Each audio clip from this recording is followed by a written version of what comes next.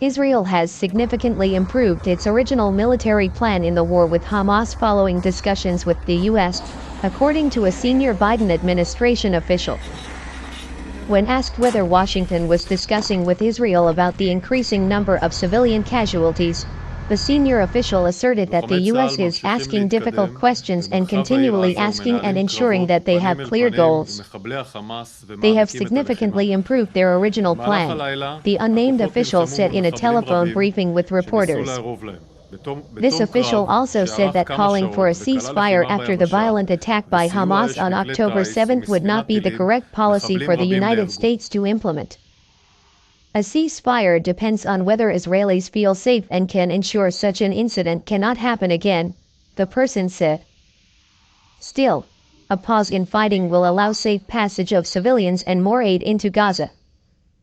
The official noted that 100 trucks carrying aid entered Gaza on November 3 and said the U.S. expects this number to increase significantly in the coming days. The war between Hamas and Israel continued on November 4 after breaking out on October 7.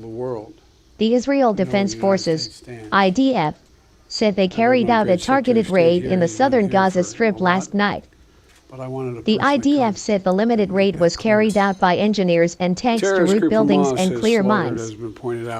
The Israeli military also said that during this process, IDF forces encountered a group of Hamas fighters coming out of the tunnel.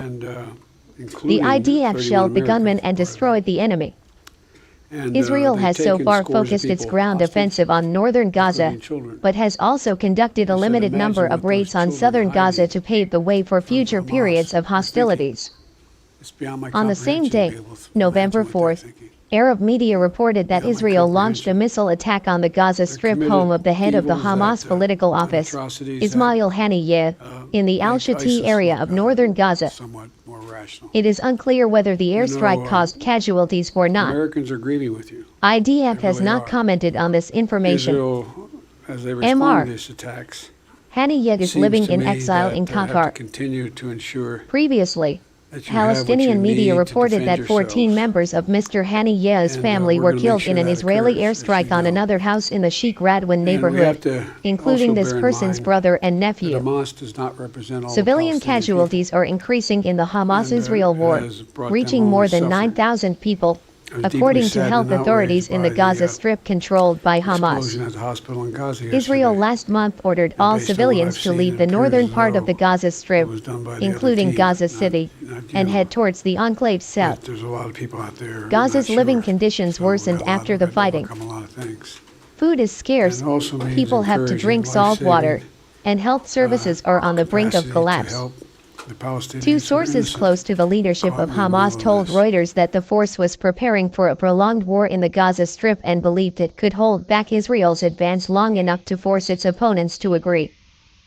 Ceasefire. Sources said that Hamas believes that international pressure will force Israel to cease fire and resolve the conflict through negotiation.